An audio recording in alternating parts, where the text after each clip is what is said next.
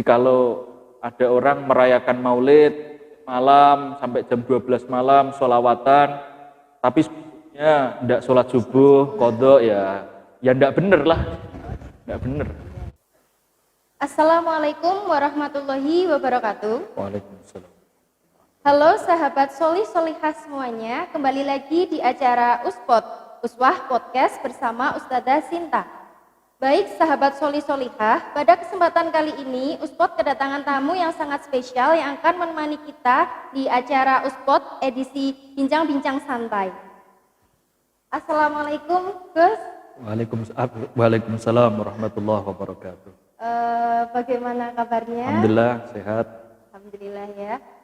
Tadi perjalanan ke sini tidak ada halangan ya Gus ya? Alhamdulillah lancar. Alhamdulillah. Begini Gus, sebelum kita masuk ke topik kita pada hari ini, alangkah baiknya untuk kita memperkenalkan diri karena ada pepatah menyatakan bahwa tak kenal itu maka tak sayang. Nggih, monggo. Nggih. Assalamualaikum warahmatullahi wabarakatuh. Bismillahirrahmanirrahim. Alhamdulillahirabbil alamin. Wassalatu wassalamu ala asrafil anbiya'i wal mursalin wa ala alihi wa sahbihi ajmain. Amma ba'du. Langsung saja, nama saya Abdullah Mubarak. Asli dari Kebunarjo, Jatirogo. Pasti kalau orang Jatirogo ya tahu Kebunarjo, karena Kebunarjo dulunya terkenal dengan desa santri. Jadi kemudian saya setelah lulus SD, saya kelahiran 1984. Setelah lulus SD, kemudian saya belajar di Pondok Pesantren Al Anwar Sarang di bawah asuhan Kiai Haji Maimun Zubair. Kemudian setelah lulus tahun 2005, 2006 saya ke Mesir, kuliah di Universitas Al Azhar Kairo di jurusan Ilmu Al-Quran dan Tafsir. Kemudian 4 tahun lulus sarjana, kemudian awal 2011 saya pulang dan kemudian meneruskan pasca sarjana S2 di UIN Sunan Ampel Surabaya. Ini menarik sekali kalau dilihat dari background pendidikannya gitu. Tadi saya tertarik dengan sempat belajar di pesantren di bawah bimbingannya Kiai Haji Maimun Zubair. Ya, itu kan pengalamannya pasti sangat menyenangkan ya itu Gus. Boleh tahu selama di pesantren itu pesan dan kesannya jenengan itu apa gitu? Tentu karena saya lulus SD masih kecil ya, jadi berat sekali untuk meninggalkan keluarga, apalagi ibu ya, orang tua. Tapi mau tidak mau harus istilahnya diletakkan mencari ilmu di tempat yang jauh dari orang tua. Jadi pertama berat sekali, tapi mungkin benar kata orang Jawa bahwa Witeng Tresno Jalaran Songko Sukulino, akhirnya karena terbiasa, makanya kalau ada orang di pesantren itu 1 bulan kok belum betah, itu menurut saya memang belum betah karena belum kulino. Jadi kulino ini akan menjadikan di pesantren akan betah pasti. Jadi alhamdulillah kemudian betah meskipun kondisi pesantren yang tentu berbeda dengan rumah. Pesantren apalagi di sarang pesisir, sulit air, tempat ya tidak baik, sebenarnya tidak kondusif untuk mencari ilmu karena tempatnya sempit tapi orangnya banyak. Tetapi itulah kata orang bahwa mencari ilmu itu memang harus sulit. Orang biasa mudah sekali untuk hidup, siapa saja hidup enak itu bisa, tetapi belum tentu hidup sulit. Jadi kalau sudah terbiasa sulit, maka dalam keadaan apapun nanti kehidupannya pasti juga akan baik. Begini, kemarin kan ada berita ya untuk Bapak Presiden Joko Widodo menyatakan bahwa santri itu harus dibekali dengan kekreatifan, atau santri itu harus memiliki usaha gitu. Jadi dia tuh tidak harus mencari kerja, tapi dia bisa menciptakan lapangan pekerjaan. Nah, itu menurut Gus itu seperti apa? Ya ini mungkin bagian dari santri terbentuk. Jadi kata orang itu santri itu nanti kalau keluar dari pesantren itu menjadi apa itu pantas semua. Jadi tidak harus menjadi pekerjaan dalam satu khusus begitu tidak, tetapi santri itu menjadi apa saja ya bisa. Kita kemudian mempunyai banyak bukti ya. Jadi santri yang pengusaha juga sudah banyak, santri yang pejabat ya banyak. Jadi saya pikir bagus, apalagi kalau didukung oleh pemerintah sehingga kreativitas itu bisa berkembang dengan baik, karena setahu saya kreativitas itu akan baik bagi warganya kalau memang didukung oleh pemerintah juga.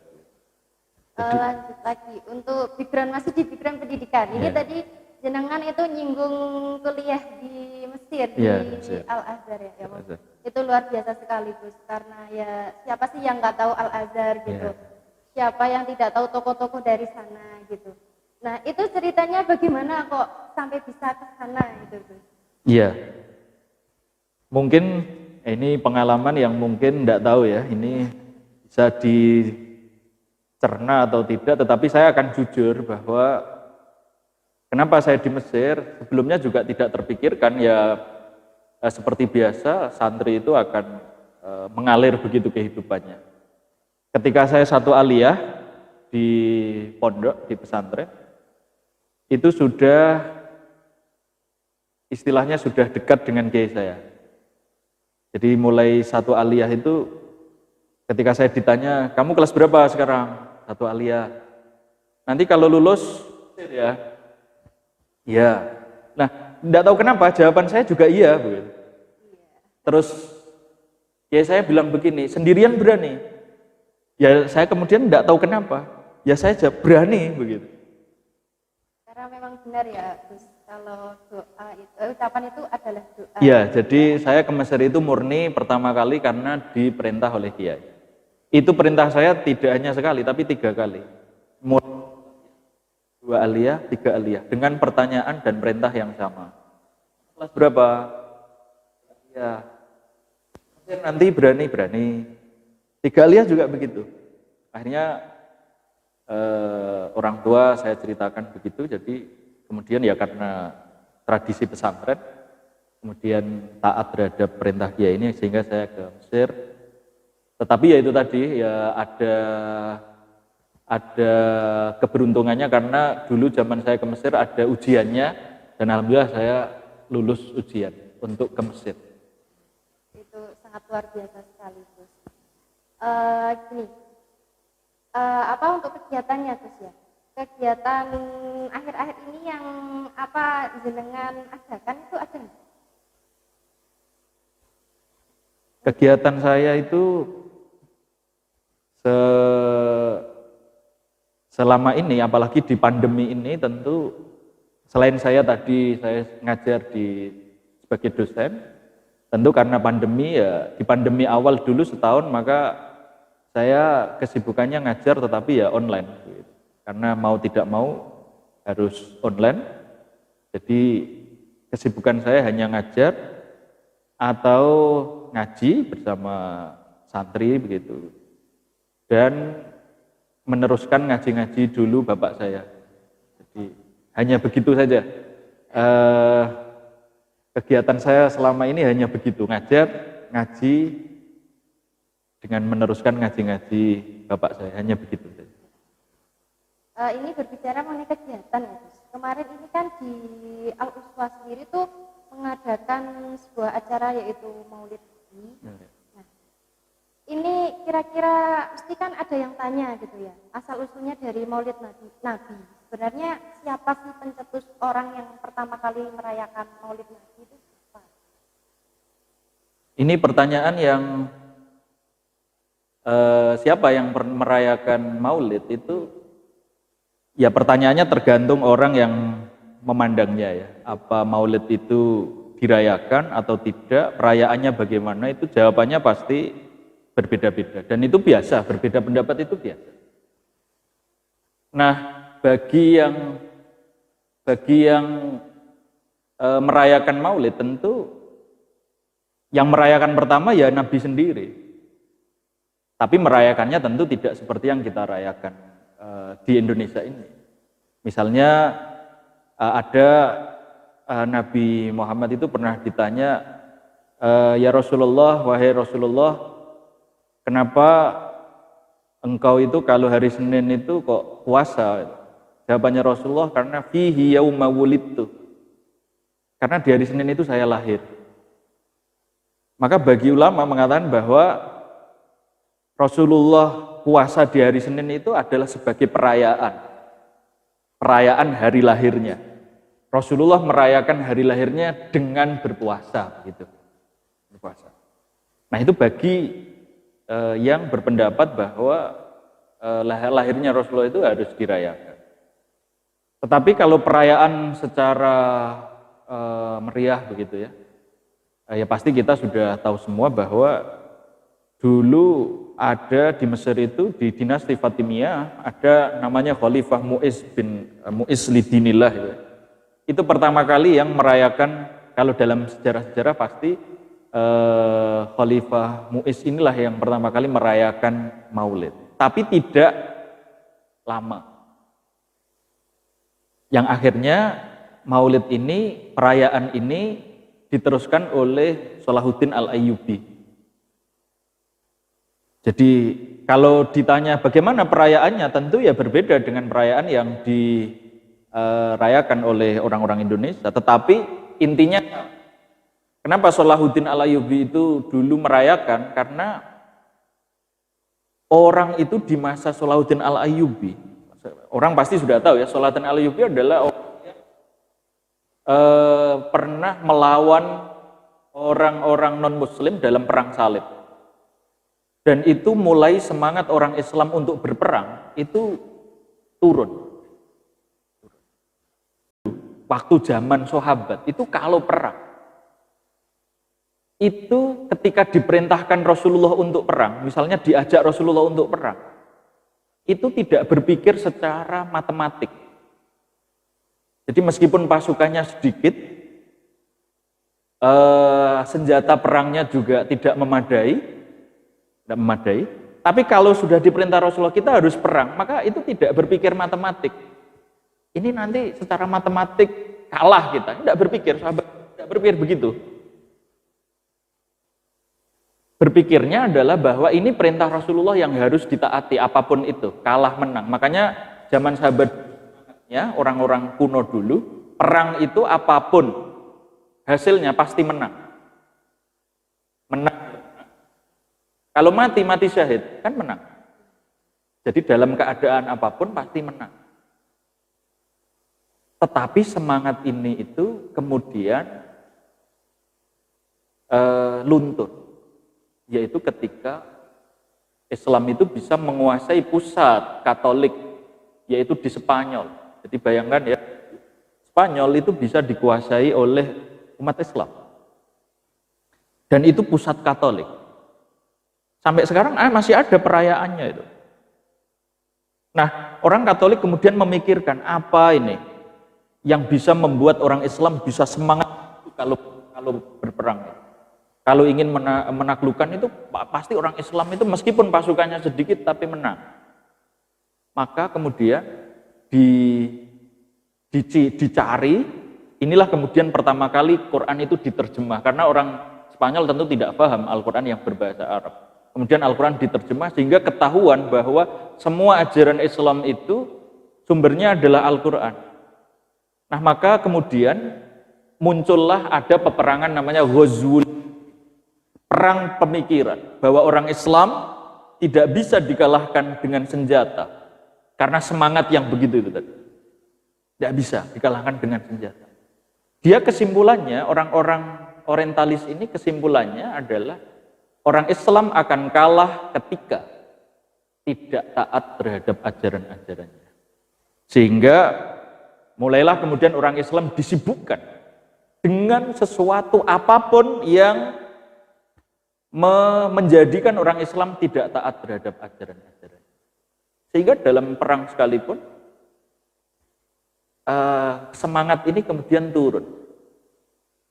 Jadi Salahuddin Al-Ayyubi melihat ini, sehingga sejarah Rasulullah harus kita tingkatkan lagi dengan memperingati Maulid itu. Jadi Maulid itu ya sejak dulu adalah sebenarnya tujuannya untuk membaca sejarah bagaimana sirah atau sejarah Rasulullah, sehingga orang semangat untuk mengikuti Rasulullah itu muncul kembali. Nah, ini inti dari Maulid itu begitu.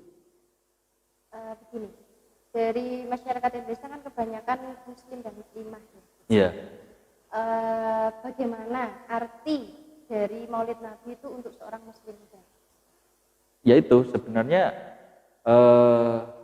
intinya ya dari itu, bahwa menyelenggarakan atau memperingati Maulid yang paling penting adalah untuk mengerti sejarah Rasulullah, sehingga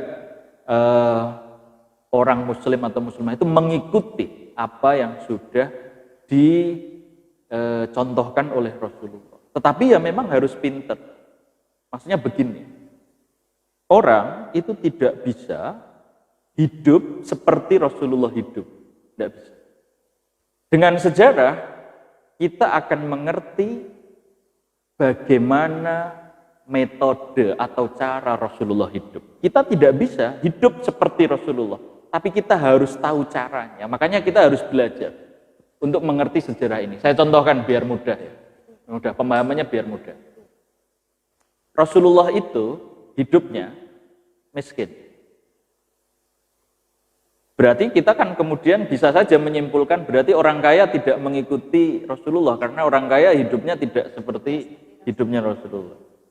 Maka dengan sejarah kita belajar, kita mengerti bahwa apa maksud kemiskinan Rasulullah? Maksud kemiskinan Rasulullah adalah sifat yang tidak miskin, itu maksudnya adalah tidak condong terhadap keduniawian, bahwa hidup kita, tujuan kita adalah tidak duniawi. Untuk itu orang kaya sekalipun, kalau kekayaannya digunakan untuk di jalan Allah, maka berarti orang kaya bisa mengikuti bagaimana cara Rasulullah hidup, meskipun dia kaya. Rasulullah miskin, tidak pernah kaya.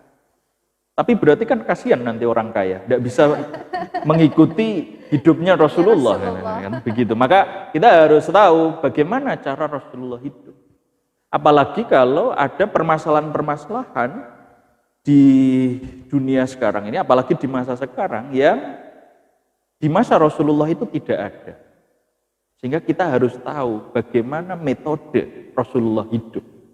Karena kita mengikuti Rasulullah, meniru Rasulullah persis, pasti tidak bisa. Itu pentingnya sejarah.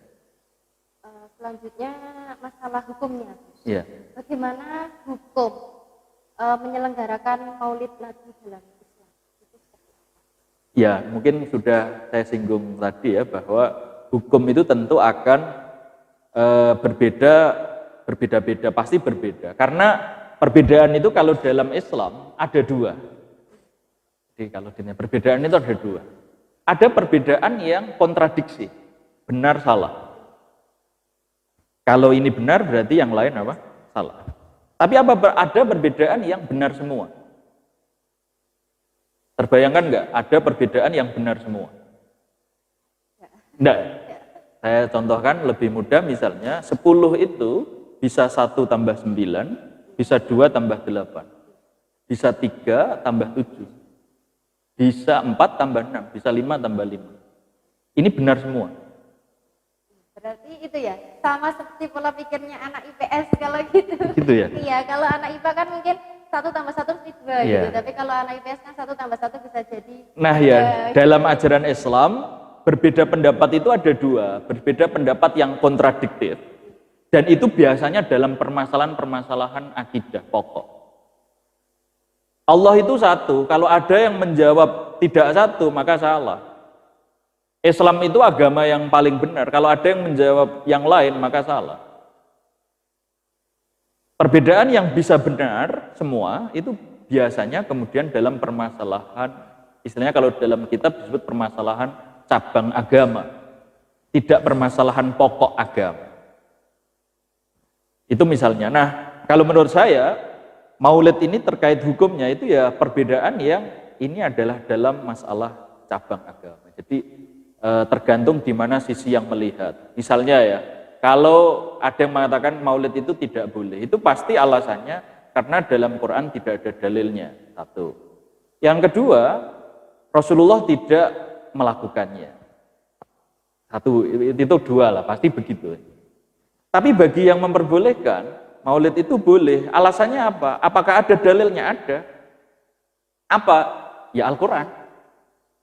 Yaitu dalam ayat Qul bifadlillahi wa birahmatihi fabidzalika falyafrahu.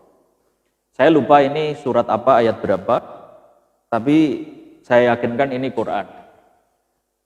Qul bifadlillahi wa birahmatihi fabidzalika falyafrahu. Qul, katakanlah wahai Muhammad, bifadlillahi, dengan mendapatkan anugerah Allah, wa birahmati, dan mendapatkan rahmat Allah, maka kamu berbahagialah. Jadi dalam perintah Quran, orang kalau dapat kenikmatan, dapat anugerah, dapat rahmat, itu diperintah Allah untuk bahagia. Qul bifadlillahi wa birahmatihi fabidzalika falyafrahu. Itu dalilnya. Loh, apa dalilnya kok maulid ini?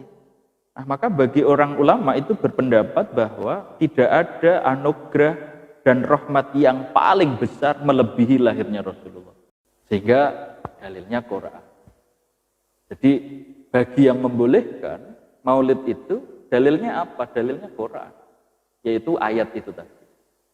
Dalil. Tapi bagi yang tidak membolehkan, ya karena tidak secara jelas ayat itu memerintahkan maulid. Makanya perdebatannya panjang sekali. Tetapi ya menurut saya kembalinya ya begitu ya. Yang penting kita itu bisa tahu perbedaan, bahwa bisa saja perbedaan itu benar semua. Sehingga kalau perbedaan ini masuk dalam kategori yang bisa benar semua, maka sebaiknya ini tidak menyebabkan orang Islam terpecah. Itu kalau pendapat saya. Ya, karena pada dasarnya itu tidak semua perbedaan itu tidak indah gitu ya. Justru malah perbedaan itu semuanya itu menjadi lebih indah. Iya, itu kalau perbedaan yang bisa benar semua. Tapi ada perbedaan yang kontradiksi, yaitu dalam permasalahan akidah. Jadi agama yang paling benar Islam. Kalau ada yang menjawab agama semua sama, ya ini perbedaan yang tidak bisa ditolerir dalam ajaran agama. Iya. Ini jika dihubungkan dengan perayaan yang lainnya, Gus. Ya. Apakah hukum penyelenggaraan Maulid Nabi itu sama dengan peringatan Hari Asyura dan juga Idul Fitri dan Idul Adha? Ya. Nah, ya hampir sama ya. Maksudnya begini, tidak dilakukan Rasulullah ini sebenarnya ini tidak ngobrol santai, ini serius ini. Ini ilmiah sekali. Jadi kalau santai itu kan tanya sudah makan apa belum gitu. Sudah minum apa belum. Ya, tadi tak tanya begitu ya Gus waktu di awal-awal. Iya, apa belum gitu. Itu pertanyaan santai. Oh, hari ini hujan ini bagaimana? Ini pertanyaan santai. Tapi kalau pertanyaan itu butuh butuh ilmu, sehingga sebenarnya ini permasalahan yang berat ya, kajian yang berat. Nah, misalnya begini ya. Ya ini saya ulang lagi sepengetahuan saya. Bagi yang tidak membolehkan itu pasti alasannya karena Rasulullah tidak melakukannya. Atau hadis-hadisnya dhaif. Kebetulan saya pernah meneliti, jadi saya pernah ada dalam sebuah diskusi yang mengharuskan saya untuk menuliskan karya ilmiah gitu. Jadi saya tidak tahu ini, menurut saya tulisan saya ilmiah, tapi tidak tahu orang lain. Saya pernah meneliti tentang perayaan Nisfu Sa'ban. Ada hadisnya Ihya Nisfu Sa'ban, menghidupkan malam Nisfu Sa'ban dengan beribadah. Kalau di sini kan juga di Indonesia juga terkenal sekali ya, Nisfu Sa'ban. Saya pernah meneliti kualitas hadisnya.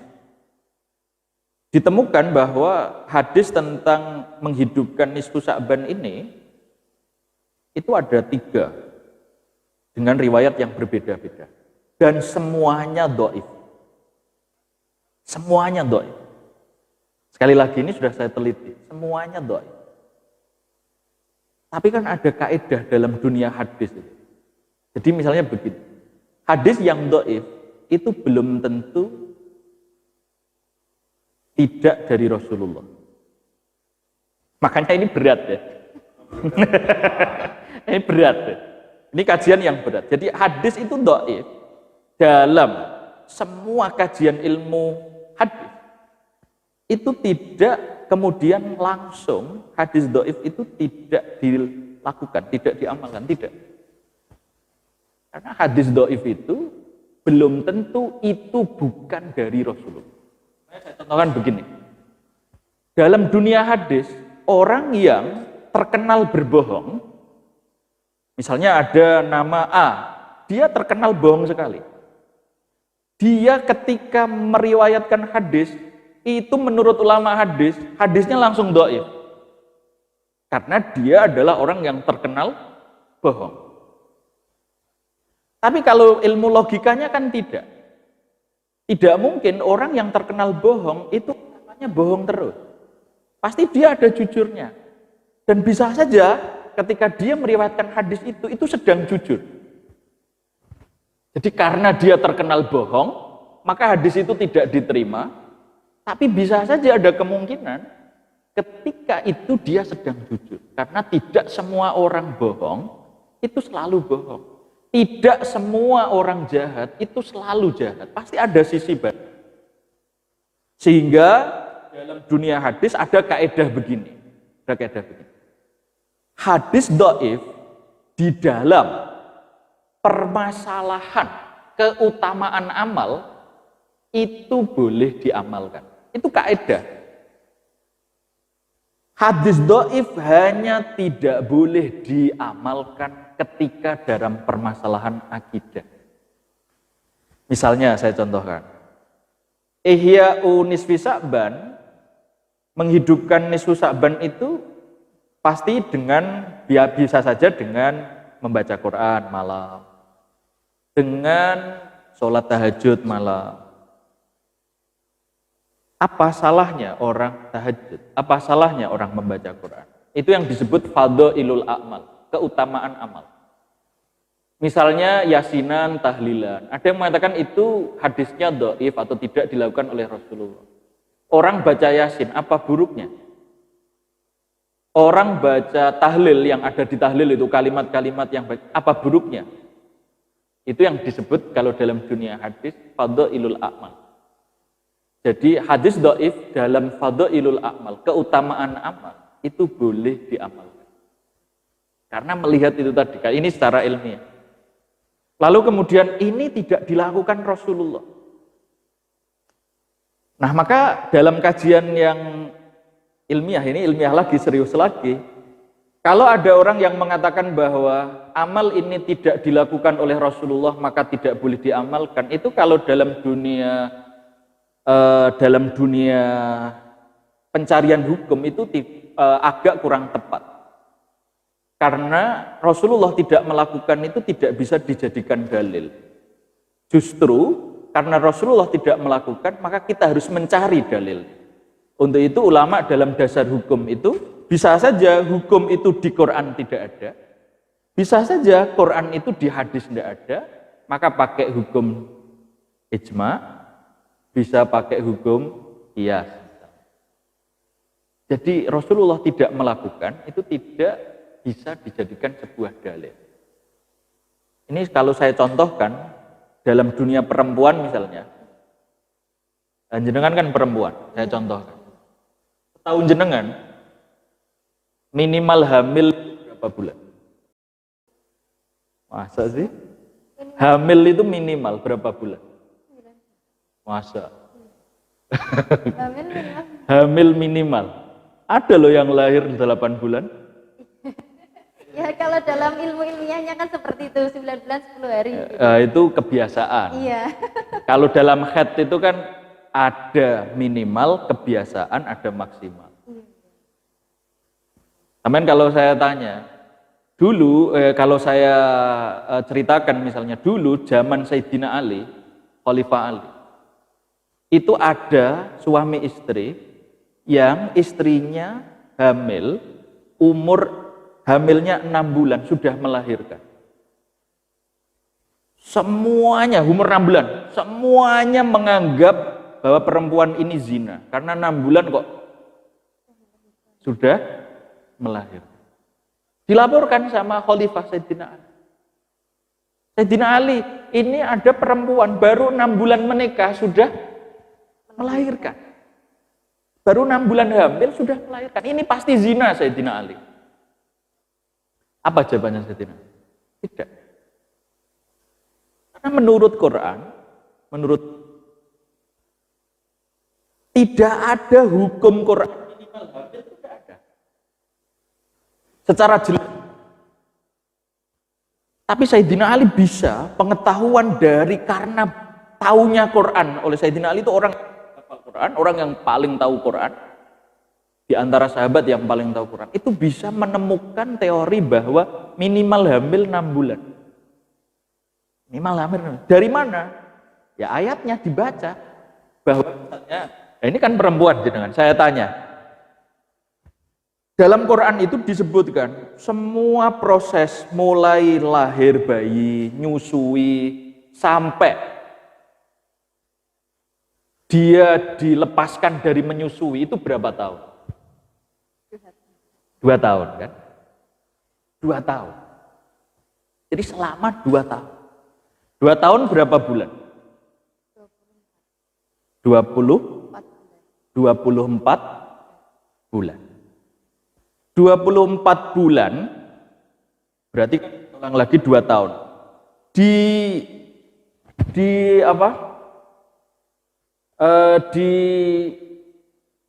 Di Quran itu disebutkan bahwa orang itu kalau itu tadi kalau merawat bayi sampai selesai mulai hamil, proses hamil sampai keluar dari bebas dari susu itu disebut Quran 30 bulan. 30 bulan. Salasuna syahra. 30 bulan. Kalau menyusui dan lepas menyusui itu 2 tahun disebut Quran haulaini kamilain 2 tahun. Maka 30 dikurangi 24 berapa? 6 bulan. Dari sini kemudian Sayyidina Ali membuat teori bahwa aqallul hamli, minimal hamil itu 6 bulan.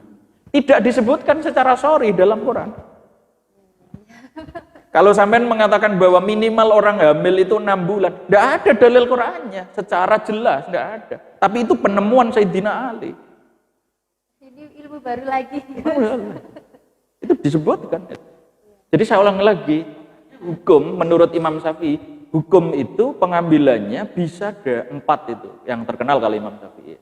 1 Quran, 2 hadis, 3 ijma, kesepakatan ulama. Yang keempat qiyas. Qiyas itu menyamakan hukum yang sudah ada dalilnya. Jadi kalau ada sesuatu yang tidak ada dalilnya disamakan dengan sesuatu yang sudah ada dalilnya. Misalnya saya contohkan. Di Quran itu disebutkan bahwa wala takul lahuma uffin.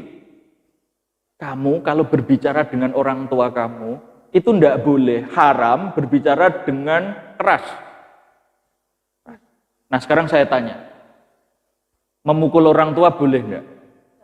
Tidak boleh, tidak ada dalil Qurannya.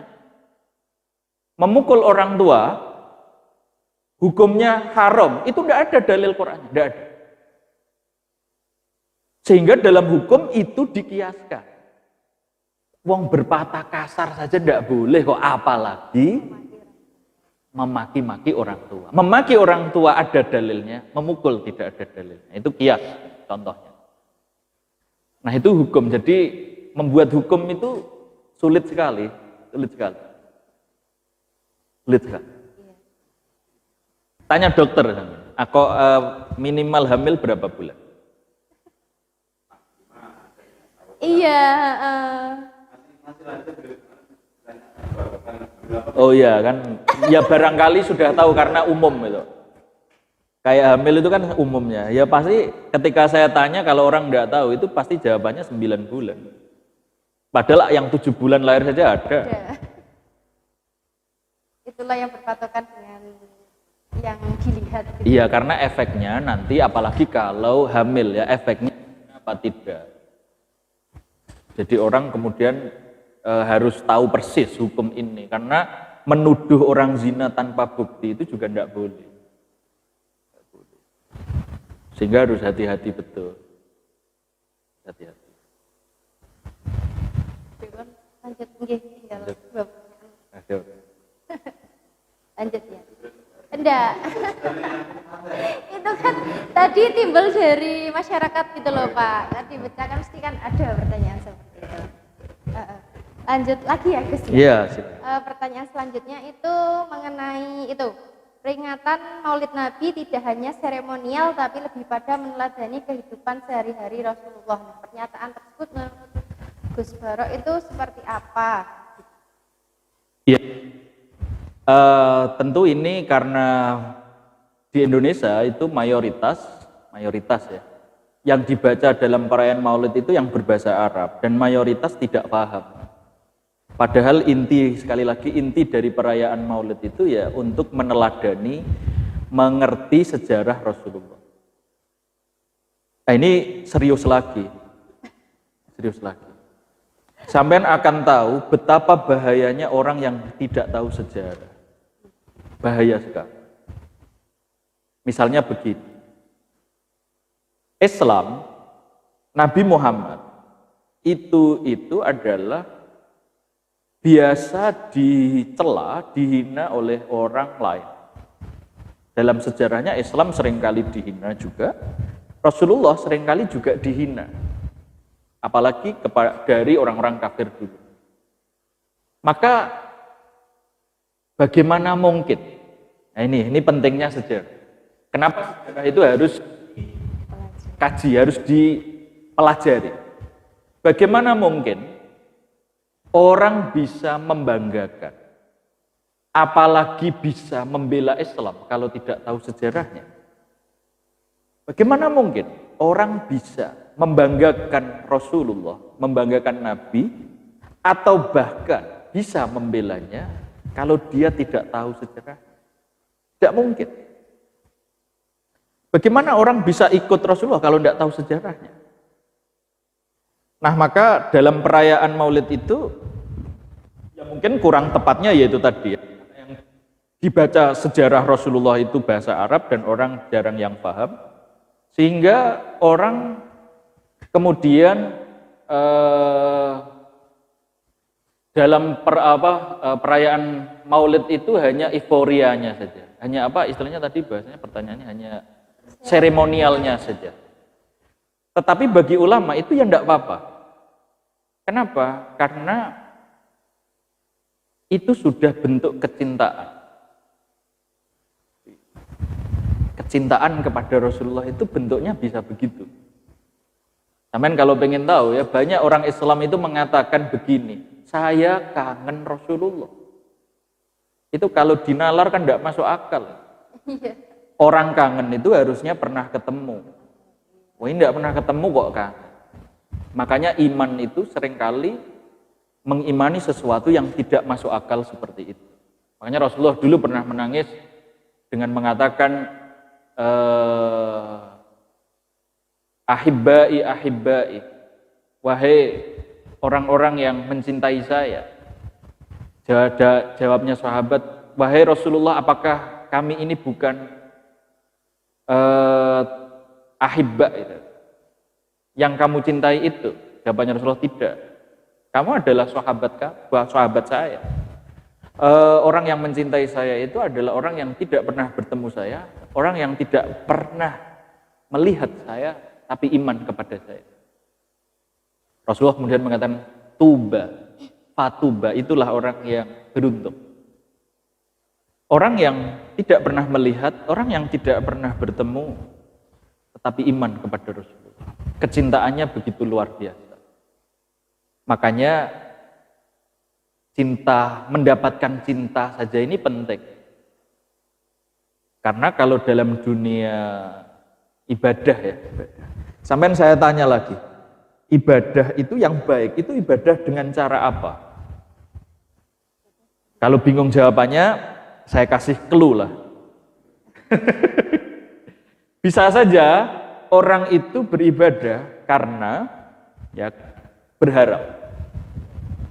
berharap mendapatkan surga, berharap mendapatkan pahala.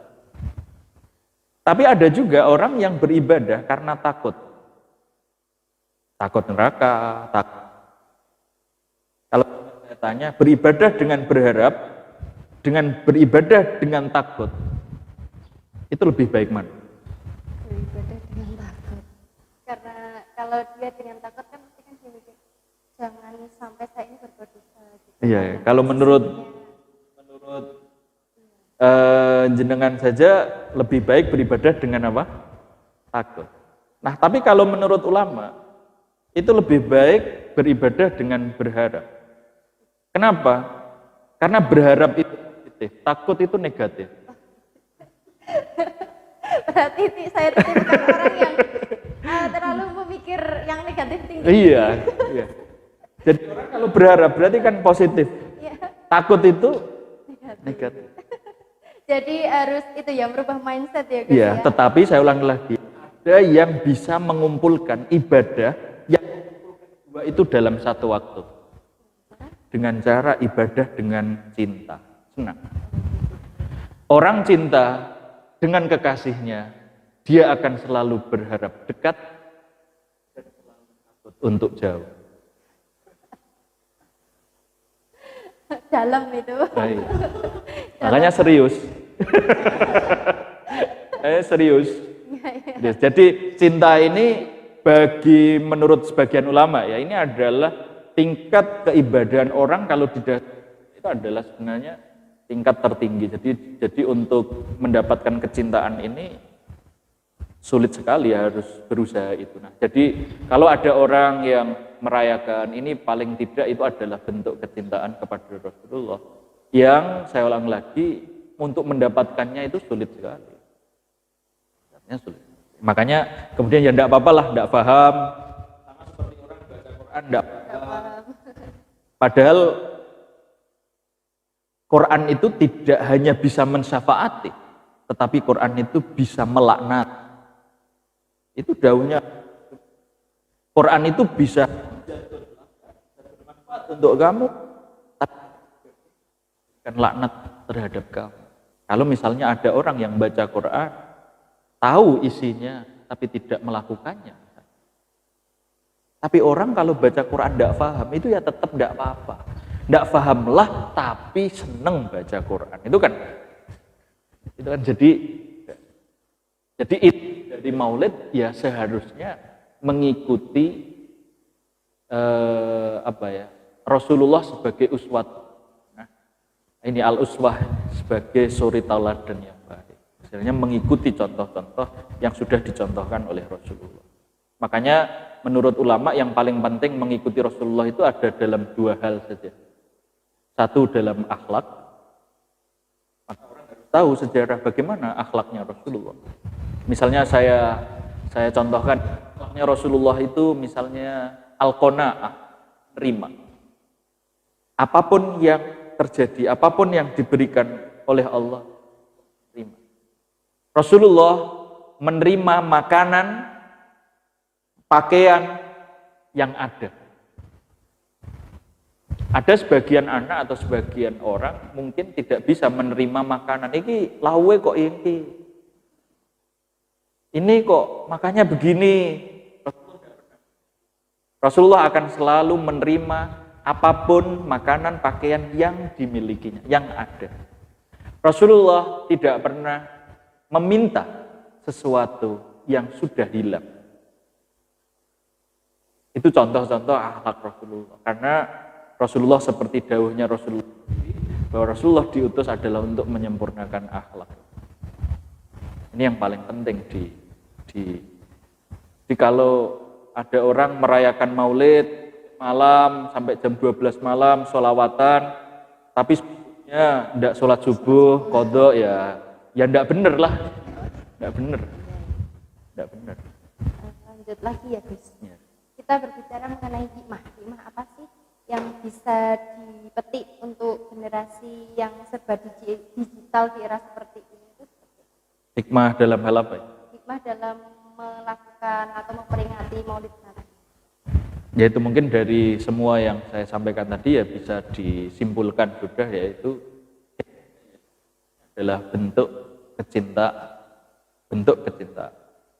Dan orang sudah berusaha untuk ingin mengikuti perilaku Rasulullah. Karena saya ulangi lagi, tidak ada anugerah, tidak ada kenikmatan, tidak ada rahmat yang lebih tinggi dibanding Rasulullah lahir.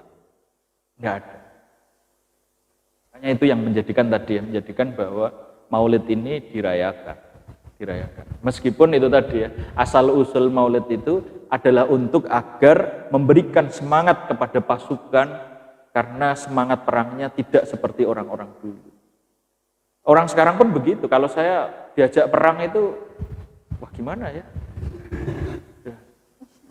Sehingga memang itu berarti berhasil bahwa orang Islam itu akan kalah ketika tidak taat terhadap ajaran-ajarannya. Sehingga yang paling penting dalam hikmah Maulid ya bahwa kemudian Maulid ini tentu harus menghasilkan sebuah muslim yang harus taat terhadap ajaran-ajarannya. Orang muslimah itu harus yakin bahwa ajaran-ajarannya itu adalah untuk kebaikan, tidak hanya untuk dirinya, tetapi untuk orang lain, bahkan untuk lingkungannya. Mungkin itu yang paling penting. Untuk yang terakhir ini, ya. Itu pesan jenengan untuk generasi muda dalam meneladani kisah Rasul itu seperti apa? Ya itu tadi sudah saya sampaikan semua bahwa anak muda sekarang itu anak muda sekarang itu satu, tidak mau kerja keras biasanya, senang instan. Padahal apalagi kalau mencari ilmu itu tidak bisa instan, harus lama, harus bersungguh-sungguh. Anak-anak sekarang itu tadi saya ulang lagi, tidak mau capek, tidak mau, pengennya rebahan tapi uangnya banyak. Gitu. Jadi pengennya rebahan, uangnya banyak. Itu anak-anak muda sekarang. Anak muda sekarang itu lebih mementingkan euforia, mementingkan seremonial, tetapi seringkali melupakan inti. Itu ya, jadi di Indonesia ini perlu digalakkan lagi bahwa pemuda ini masa depan ya. Bayangkan ya, misalnya anak sekarang itu yang 10 tahun, kita ini sudah bisa melihat bagaimana Indonesia ini 20 tahun ke depan atau 30 tahun ke depan. Kalau saya ditanya Indonesia ini 30 tahun ke depan seperti apa masa depannya?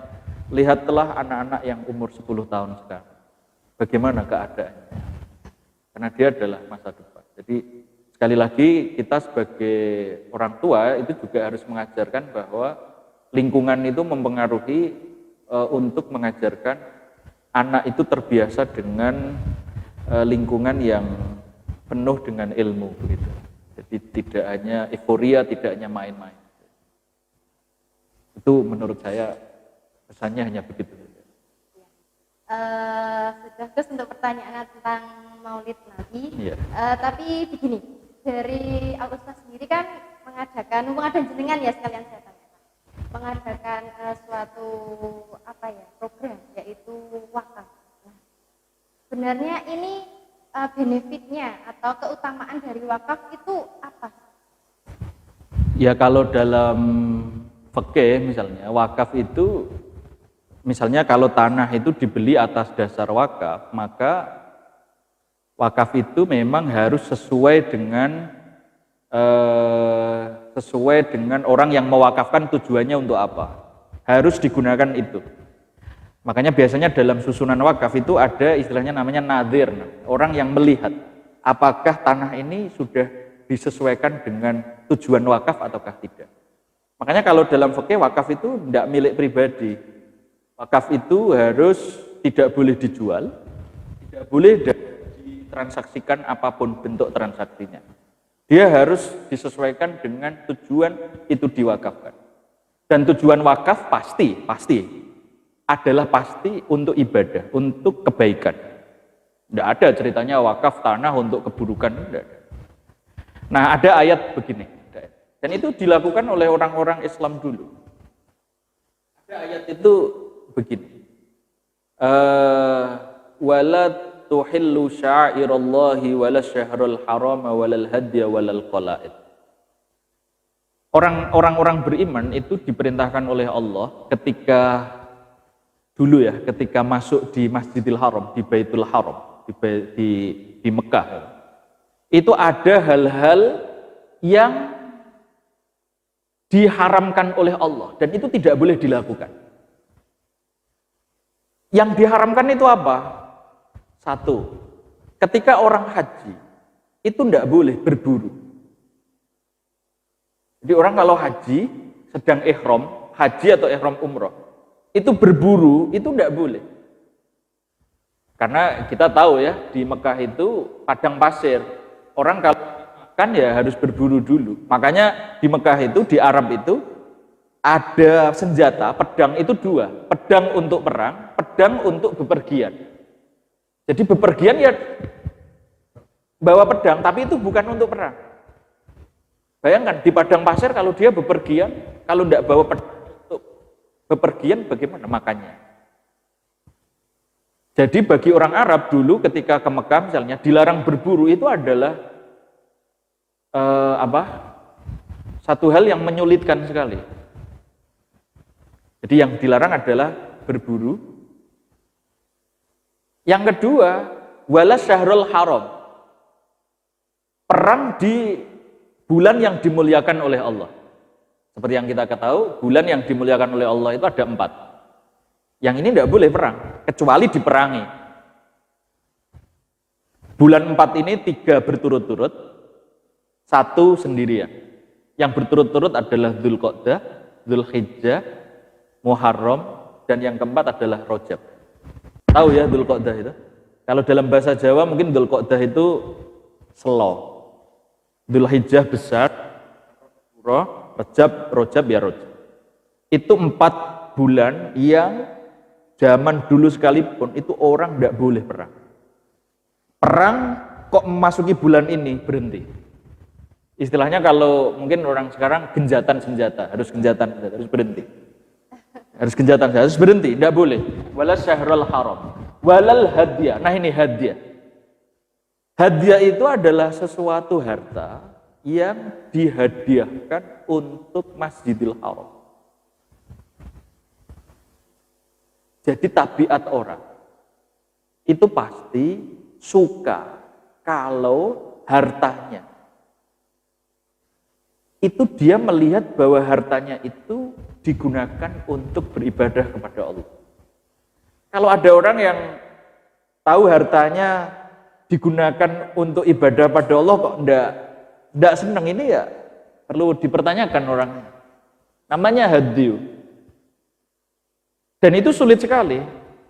Makanya wakaf itu orang melakukan sulit. Untuk wakaf itu sulit. Nah, terima kasih Gus, penjelasannya jenengan itu sangat detail sekali dan menambah ilmu juga dari yang tidak tahu menjadi tahu ya Gus ya. Yang luar biasa sekali dan kami dari LBIT Al-Uswah mengucapkan banyak terima kasih karena jenengan sudah meluangkan waktu untuk datang di LBIT kami. Dan mohon maaf apabila ada kata yang kurang berkenan di hati Gus. Ya. Okay. Terima kasih saya diundang di sini. Ini pengalaman pertama, pengalaman syuting pertama ya. Terima kasih. Semoga bermanfaat dan mohon maaf karena itu sepengetahuan saya. Ya itu tadi sahabat solihah penjelasan dari Gus Barok yang sangat ibaratnya itu detail sekali dan bisa kita petik ajarannya untuk untuk podcast hari ini. Dan tadi Gus Baro juga sudah menjelaskan keutamaan atau benefit dari wakaf. Dan monggo untuk masyarakat Jatirogo, ayah, bunda, Monggo sarang-sarang kita untuk berwakaf, karena yang sudah dijelaskan pada Gus Barok tadi, wakaf itu adalah sangat baik dan pahalanya juga sangat besar. Dan jika ditanya bagaimana caranya, gampang sekali. Kita tinggal menyiapkan uang 10.000 juga sudah cukup, bisa ditransfer lewat bank manapun, bisa lewat platform manapun dengan cara klik link di bawah ini. Nanti tata caranya sudah ada di situ semuanya. Nah, terima kasih untuk waktunya. Sebelum saya akhiri, jangan lupa untuk subscribe channel ini, like, komen, dan juga share. See you next time this video, and then wassalamualaikum warahmatullahi wabarakatuh. Waalaikumsalam warahmatullahi wabarakatuh.